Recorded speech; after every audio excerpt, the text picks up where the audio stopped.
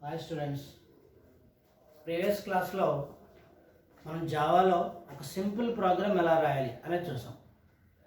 ఆ ప్రోగ్రామ్ రాసినప్పుడు values assign చేసి సమ్ ఎడిషన్ కానీ సబ్ట్రాక్షన్ కానీ మల్టిప్లికేషన్ అంటే చేసుకుంటూ వచ్చాం.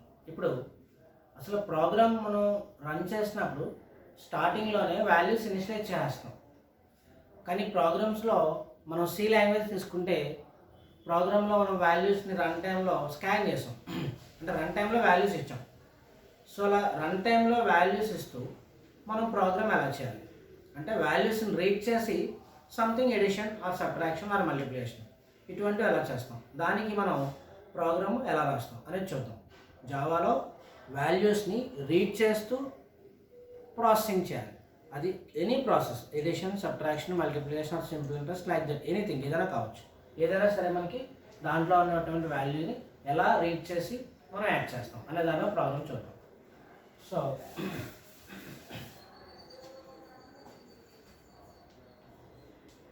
write a program to read and add. Read చేయాలి, యాడ్ చేయాలి. Reading is nothing but a scan statement. Read and add the given two నెంబర్స్ని రీడ్ చేసి యాడ్ చేయడం అలాగే దానికి మనం ప్రోగ్రామ్ రాస్తాం. ఓకే, సో ఫస్ట్ మనం ఇంపోర్ట్ స్టేట్మెంట్ రాస్తాం. Import Java dot IO dot star. Import Java dot IO dot star. ఇక్కడ అన్ని స్మాల్ లెటర్స్, ఏవి క్యాపిటల్స్ ఉండవు. మీరు ఎనీ స్టేట్మెంట్ మీరు తీసుకున్నప్పుడు C language, C plus plus, Java ఇలా లాంగ్వేజ్ వచ్చేసరికి సి లాంగ్వేజ్ కానీ సి ప్లస్ ప్లస్ కానీ జావా కానీ ఇవన్నీ case sensitive. So C plus ప్లస్లో అన్ని స్మాల్ లెటర్స్ ఉంటాయి. జావాలో స్మాల్ లెటర్స్ వస్తూ ఉంటాయి, క్యాపిటల్ లెటర్స్ వస్తూ ఉంటాయి. సో ఎప్పుడైతే క్యాపిటల్ లెటర్ వచ్చిందో అక్కడ అండర్లైన్ చేయడం అలవాటు చేసుకోండి. అప్పుడు మీకు ఏమవుతుందంటే ప్రోగ్రామ్ టైప్ చేసేటప్పుడు ఆటోమేటిక్గా మనకి క్యాపిటల్ లెటర్ మనకు తెలుస్తూ ఉంటుంది. సో ఇది అన్ని స్మాల్ లెటర్స్.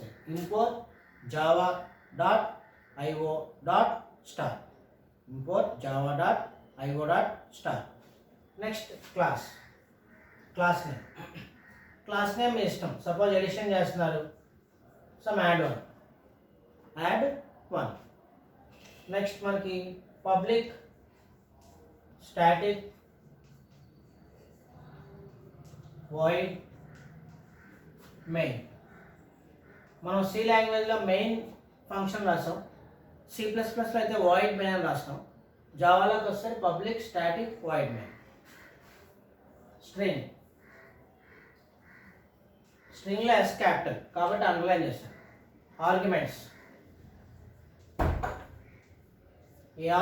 ఆర్గ్యుమెంట్స్. ఇంకా మన స్టేట్మెంట్ కంప్లీట్ అవ్వాలి. Throws IO exception. ఇదంతా single word. IO exception single word. Throws IO exception. ఆ త్రోస్ ఐఓ ఎక్సెప్షన్లో I capital, O capital, E capital అందరం అండర్లైన్ చేసుకోవాలి. ఓకే, ఇది మనకి మెయిన్ మెథడ్ తర్వాత మనకు కావాల్సిన వేరియబుల్స్ ఏంటనే తీసుకుంటారు. Same as C language. Variables int a comma B comma c. మనం ఎడిషన్ చేయాలనుకుంటున్నాగా అంటే sum C is equal to a plus b. ఏలో ఒక వాల్యూని సబ్స్టిట్యూట్ చేయాలి, బిలో ఒక వాల్యూని సబ్స్టిట్యూట్ చేయాలి. అంటే దిస్ ఈజ్ కాల్డ్ ఇన్పుట్ ఇవ్వాలి. దీని నుంచి మనకి సి వాల్యూ వస్తుంది. సి వాల్యూ వస్తే మనకి అవుట్పుట్, ఇన్పుట్ అవుట్పుట్.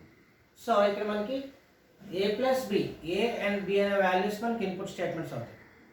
సి అనే వాల్యూ వస్తే మనకి అవుట్పుట్ అవుతుంది. సో అంటే ఏబీని మనం స్కాన్ చేయాలి. సో దీంట్లో స్కాన్ చేయాలంటే మనం ఒక ఆబ్జెక్ట్ని క్రియేట్ చేసుకోవాలి. స్కాన్ చేయాలంటే ఫస్ట్ మనం ఒక ఆబ్జెక్ట్ని క్రియేట్ చేయాలి.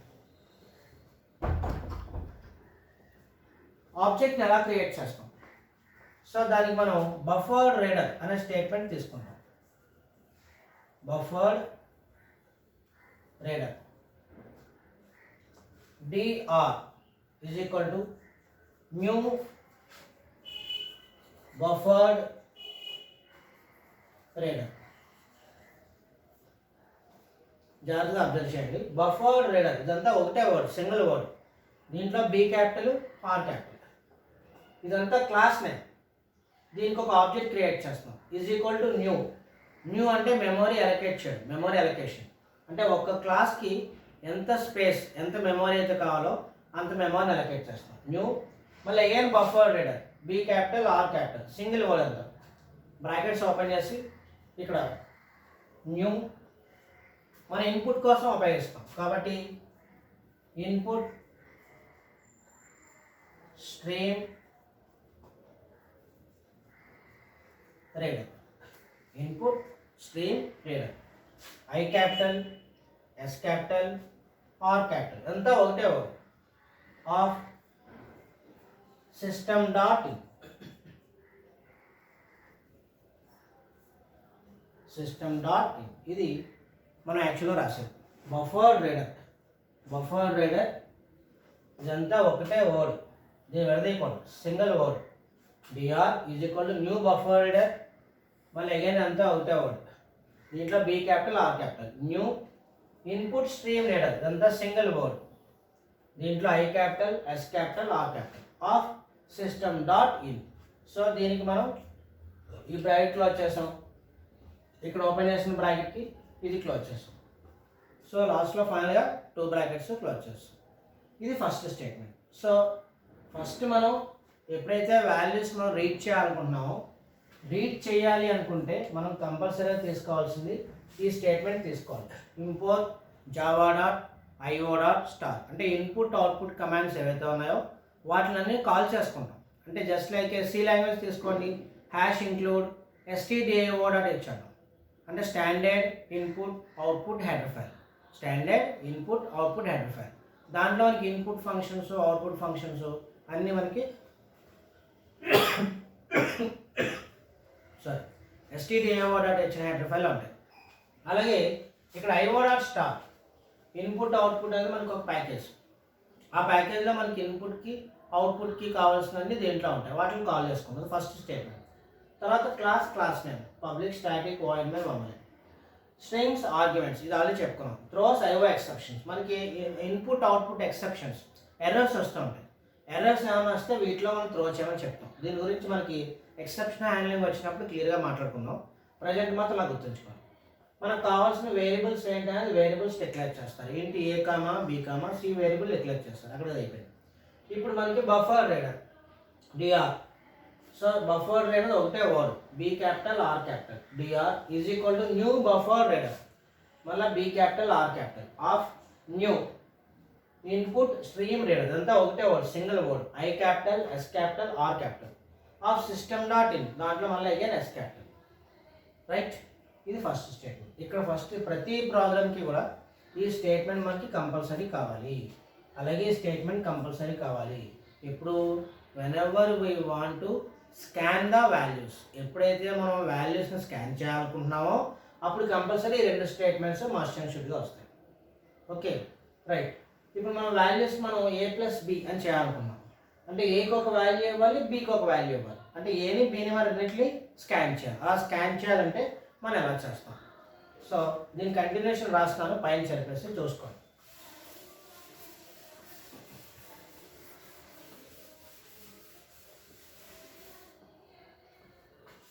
ఇప్పుడు మనం ఏబి వాల్యూస్ని స్కాన్ చేయాలి.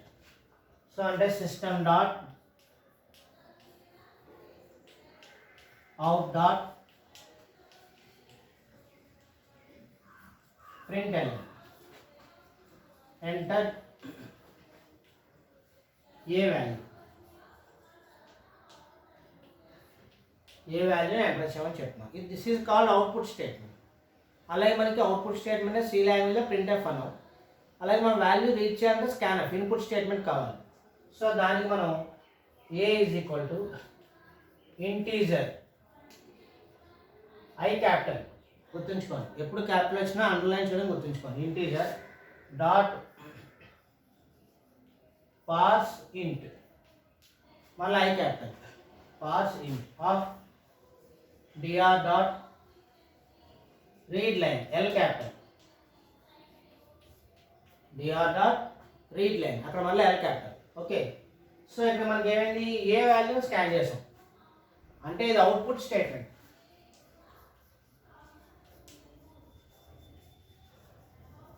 దాంట్లో ఏది రాస్తే ప్రింట్ అవుతుంది. ఇదే మనకి ఇన్పుట్ స్టేట్మెంట్. మనం వాల్యూని స్కాన్ చేయడం కోసం అంటే రీడ్ చేయడం కోసం ఉపయోగిస్తాం. ఏ వాల్యూని స్కాన్ చేస్తాం, మరి బి వాల్యూని స్కాన్ చేయాలి కదా. So same as system dot out dot println enter b value. B value enter చేయమని చెప్తాం. అంటే బి వాల్యూ మళ్ళీ స్కాన్ చేయాలి అంటే మళ్ళీ input statement రాసుకోవాల్సింది.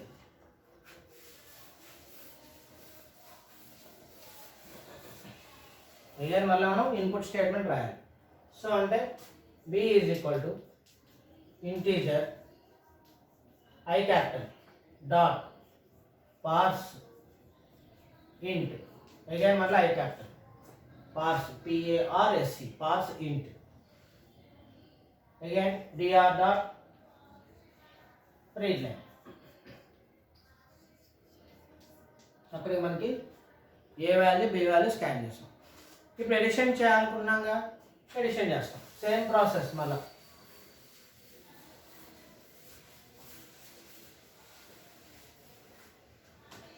So c is equal to a plus b, addition అయిపోయింది.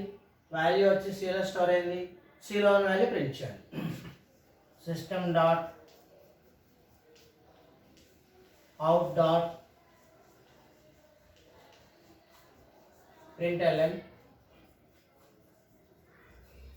result is plus C. అంతే, program over. Main method close చేసేయండి. క్లాస్కి ఒక బ్రాకెట్ ఓపెన్ చేస్తాం, క్లాస్కి క్లోజ్ చేసాం. మెయిన్ మెథడ్కి క్లోజ్ చేసుకోవాలి. పబ్లిక్ స్టాటిక్ వాయిడ్ మెయిన్ అని స్టార్ట్ చేస్తాం. తర్వాత మనకి క్లాస్ కోడ్ ఓపెన్ చేస్తాం, బ్రాకెట్స్ 2 బ్రాకెట్స్ క్లోజ్ చేస్తాం. Simple program. మనం వాల్యూస్ స్కాన్ చేసి ప్రాసెస్ చేస్తాం ఒక మెథడ్. వెరీ ఫస్ట్ అయితే మనం వాల్యూ స్కాన్ చేయకుండా అంటే వాల్యూస్ ఇనిషియలైజ్ చేస్తాం. కానీ మనం ఏ ప్రోగ్రామ్ చేసినా వాల్యూ స్కాన్ చేయాలి. స్కాన్ చేసిన తర్వాతే అంటే రన్ టైంలో వాల్యూస్ రీడ్ చేయాలి. రన్ టైంలో వాల్యూస్ రీడ్ చేయాలంటే కంపల్సరీ మనం వాల్యూస్ని స్కాన్ చేసుకోవాల్సిందే. ఓకే, సో ఇది మనకి programme.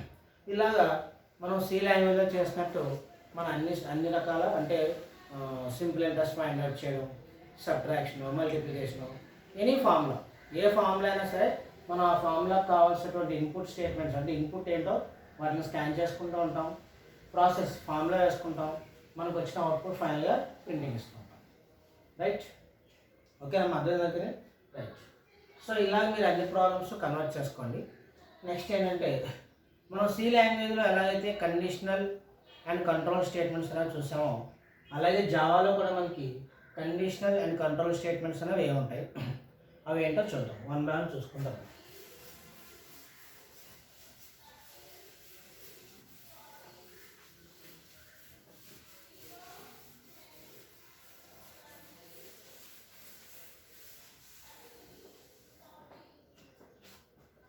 C, C++, Java, maximum ఈ 3 లాంగ్వేజ్లో కూడా కండిషనల్ అండ్ కంట్రోల్ స్టేట్మెంట్స్ కానీ అలాగే లూపింగ్ స్టేట్మెంట్స్ కానీ కామన్గా వర్క్ అవుతాయమ్మా. ఒకేలా ఉంటుంది సింటాక్స్, పెద్దగా మార్పు ఉండదు. మిగిలిన లాంగ్వేజ్లోకి వచ్చేసరికి మనకి లూపింగ్ స్టేట్మెంట్స్ కానీ కండిషనల్ అండ్ కంట్రోల్ స్టేట్మెంట్స్ కానీ చిన్న చిన్న మార్పులు ఉంటాయి. వీటిలో కామన్గా ఉంటాయి. సో చూద్దాం ఏంటో. Conditional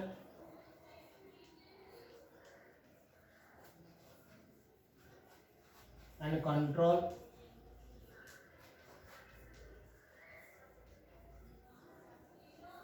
statements. Conditional and control statements. దీంట్లో very first statement if statement.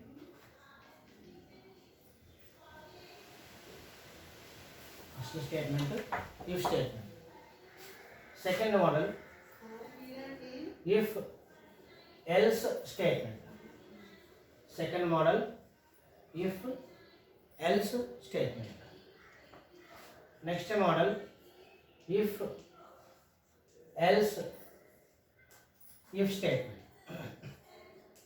If else if statement. దీంట్లోనే మనం నెస్టెడ్ ఇఫ్ కూడా చెప్పుకుంటాం. నెస్టెడ్ ఇఫ్ స్టేట్మెంట్ అని కాల్ చేయొచ్చు.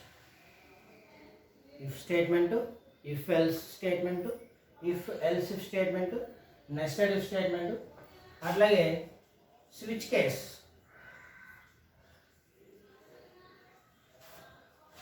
Switch case statement. రైట్, జాగ్రత్తగా ఈ 5 models conditional and control statements అంటాం. ఓకే, అట్లాగే మనం ఇక్కడ కొన్ని బుక్స్లో వాటిలో మనకి డెసిషన్ మేకింగ్ స్టేట్మెంట్స్ కూడా కాల్ చేయొచ్చు. Decision making statements, conditional and control statements అని, వాటిలో మనం డెసిషన్ మేకింగ్ స్టేట్మెంట్స్ అని కాల్ చేయొచ్చు. ఓకే, ఈ 2 మోడల్స్లో మనం ఏ మోడల్ అయినా కాల్ చేసుకోవచ్చు. ఈ 2 మోడల్స్లో ఏ మోడల్ అయినా కాల్ చేసుకోవచ్చు. ఓకే, సో దీంట్లో ఫస్ట్ మోడల్ చూద్దాం. ఫస్ట్ మోడల్ వచ్చేసరికి ఇఫ్ స్టేట్మెంట్. ఇఫ్ స్టేట్మెంట్ అనేది ఎలా ఉంటుంది, దాని యొక్క సింటాక్స్ ఏంటి, దాని యొక్క ఎక్స్ప్లెనేషన్ ఎలా ఉంటుంది, దాని మీద ఎగ్జాంపుల్ చూద్దాం.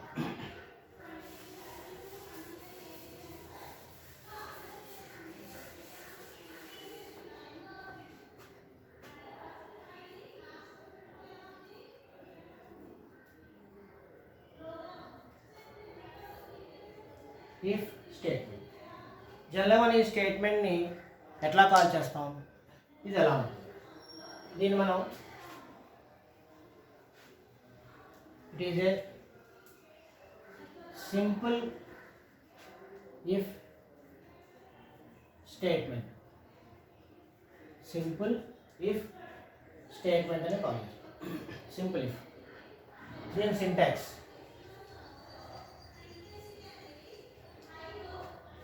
ఇక్కడ సింటాక్స్ ఎలా ఉంటుంది అంటే మనం ఎలా అప్లై చేయాలి, ఎలా మనం దీన్ని ఇంప్లిమెంట్ చేస్తాం, ఏ రకంగా దీన్ని మనం ఇంప్లిమెంట్ చేస్తాం, ఎలా మనం కమాండ్ రాస్తాం అనేది చూస్తున్నాం. సో ఇక్కడ 2 రకాల రాయొచ్చు, అంటే 2 టైప్స్ ఆఫ్ సింటాక్సెస్ తీసుకోవచ్చు. సింటాక్స్ 1 అనొచ్చు,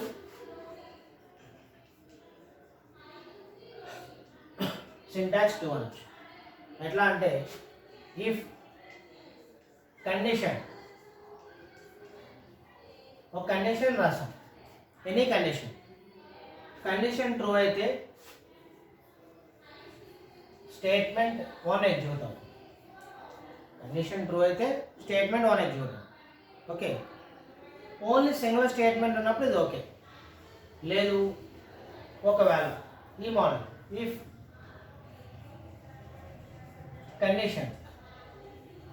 కండిషన్ ట్రూ అయితే మోర్ దెన్ 1 స్టేట్మెంట్స్ రావచ్చు. అంటే స్టేట్మెంట్ 1,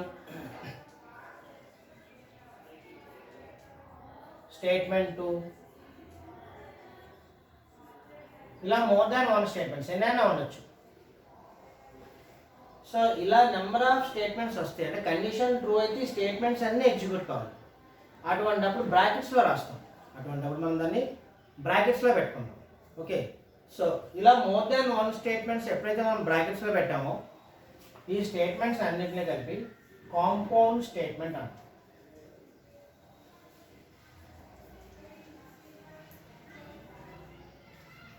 కాంపౌండ్ స్టేట్మెంట్. ఇక్కడ మనకి 2 మోడల్ స్టేట్మెంట్స్ చెప్పుకున్నాం, 2 types syntaxes, syntax 1, syntax 2. Condition true అయితే స్టేట్మెంట్ 1 పనిచేస్తుంది. ఓకే, ఇది ఓన్లీ సింగిల్ స్టేట్మెంట్ అని. ఒకవేళ మోర్ దాన్ 1 స్టేట్మెంట్స్ వస్తాయి అంటే సింపుల్ చిన్న ఎగ్జాంపుల్ తీసుకుందాం. మీ ఇంట్లో ఒక 100 రూపీస్ ఇచ్చారు, 100 రూపీస్ ఇచ్చి మూవీకి వెళ్ళమన్నారు. అంటే మీ దగ్గర 100 రూపీస్ ఉంటే మీరు మూవీకి వెళ్తారు, ఒకటే స్టేట్మెంట్. ఓకే, సో 100 రూపీస్ ఉంటే మూవీకి వెళ్ళమన్నారు, అంటే 100 రూపీస్ ఉంటే మూవీకి వెళ్తారు అంతే. Otherwise it skips the statement, దాన్ని వదిలేస్తారు, పట్టించుకోవాలి, అంటే ఫాల్స్ అయితే. ఒకవేళ మీ దగ్గర 500 ఉంటాయి, మీ దగ్గర 500 ఉంటే సినిమాకి వెళ్ళమని, లేకపోతే ఐస్ క్రీమ్ తినమని, లేకపోతే బిర్యానీ తినమని మోర్ దాన్ 1 వరకు చెప్పారు. అంటే ఈ కండిషన్ సాటిస్ఫై అయితే ఈ స్టేట్మెంట్స్ అన్నీ పనిచేయాలి. ఈ కండిషన్ సాటిస్ఫై అయితే స్టేట్మెంట్స్ అన్ని పనిచేయాలి, అప్పుడు మనం దాన్ని కాంపౌండ్ స్టేట్మెంట్ అంటాం. అలా మోర్ దాన్ వన్ స్టేట్మెంట్స్ వచ్చినప్పుడు మనం బ్రాకెట్స్ పెట్టుకుంటాం. సో ఇవి 2 మోడల్స్లో ఉపయోగిస్తాం. రైట్, అంటే ఇక్కడ మనం ఎలా చెప్తాం, if condition is true, condition true అయితే then statement 1 or compound statement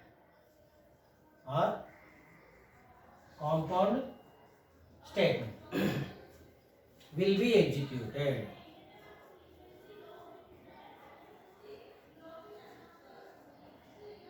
Right? If condition is true, then statement 1, ఇక్కడైతే స్టేట్మెంట్ 1 ఒకటే స్టేట్మెంట్, ఈ స్టేట్మెంట్ ఎగ్జిక్యూట్ అవుతుంది. ఒకవేళ మనకి ఈ మోడల్ కాదు, ఈ మోడల్ తీసుకున్నాం, అప్పుడు ఏమవుతుంది, కండిషన్ ట్రూ అయితే ఈ స్టేట్మెంట్స్ అన్నీ పనిచేయాలి, అంటే మోర్ దాన్ వన్ స్టేట్మెంట్స్ ఉన్నాయి. So more than one statements ఉన్నాయి కాబట్టి కాంపౌండ్ స్టేట్మెంట్ అంటాం. సో కాంపౌండ్ స్టేట్మెంట్ అనేసరికి ఇవన్నీ ఎగ్జిక్యూట్ అవుతాయి ఎప్పుడు కండిషన్ సాటిస్ఫై అయితే. ఓకే, అదర్వైజ్ ఒకవేళ కాదు, otherwise it skips the statement 1 or compound statement, దాన్ని స్కిప్ చేస్తాం. Right? If condition is true, then statement 1 or compound statement will be executed. Otherwise, it skips the statement 1 or compound statement. This is called simple if statement. Right? అందరికి అర్థమైందమ్మా? ఇప్పుడు కూడా కండిషన్లో single statement వచ్చినప్పుడు brackets use చేయక్కర్లేదు, ఇట్లా use చేయాల్సిన అవసరం లేదు.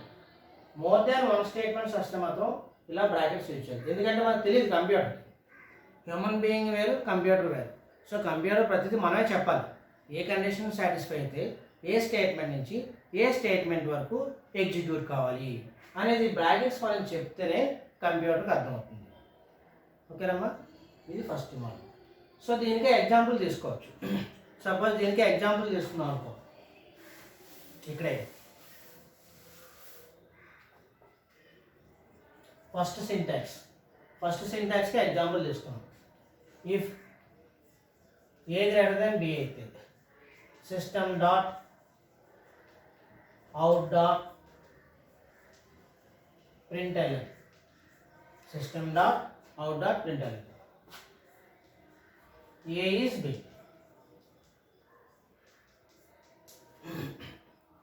If A greater than B అయితే system dot out dot println A is B. So single statement ఉంది, దాంట్లో సింగిల్ స్టేట్మెంట్ ఉంది కాబట్టి బ్రాకెట్స్ పెట్టలేదు. ఒకవేళ మనకి ఇక్కడ మోర్ దాన్ 1 వచ్చింది అంటే అనదర్ ఎగ్జాంపుల్, సింటాక్స్ 2కి ఎగ్జాంపుల్ తీసుకుందాం అనుకో. If A greater than B అయితే, if A greater than B అయితే something sum C is equal to A minus B అనేది ఒక స్టేట్మెంట్. ఇంకో statement system dot out dot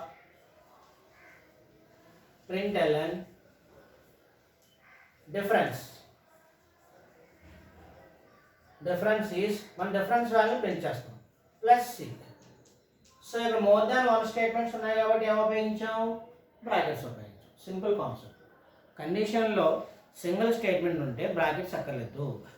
అదే మన కండిషన్లో మోర్ దాన్ 1 స్టేట్మెంట్స్ వస్తే మనం కంపల్సరీ బ్రేసెస్ యూజ్ చేసుకోవాలి. రైట్, అందరికీ అర్థమైందమ్మా? డౌట్ ఏముందా? చాలా ఈజీ. మనం ఆల్రెడీ సి లాంగ్వేజ్ చేసాం, సేమ్ అలాగే C++ చేసాం, సేమ్ మనకి జావా. ఇవన్నిట్లోని ఒకే మోడల్, సింటాక్స్ ఏం మారదు. ఓన్లీ మనకు అవుట్పుట్ స్టేట్మెంట్ ఇన్పుట్ స్టేట్మెంట్ మాత్రమే మనకు మారుతూ ఉంటాయి. సో ఇప్పుడు దీని మీద మనం ఒక ప్రోగ్రామ్ రాసాం అనుకున్నాం.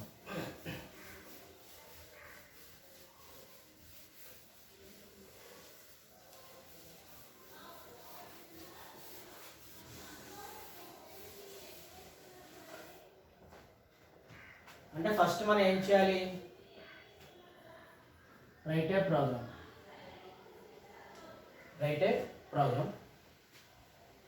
to find biggest number in the given two numbers. Write a program to find biggest number in the given two numbers.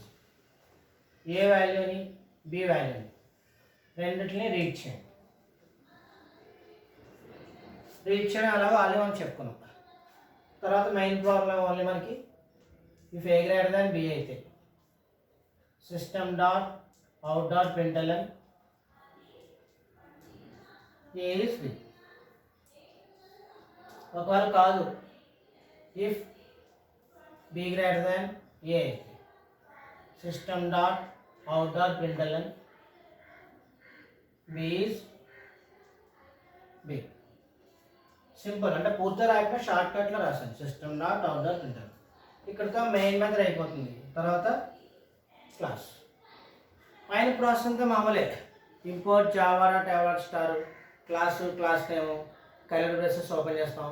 Public static void main string arguments throws IO exception. దాంట్లో public main మెథడ్లో variables ఇంట్ AB అని 2 variables తీసుకుంటారు.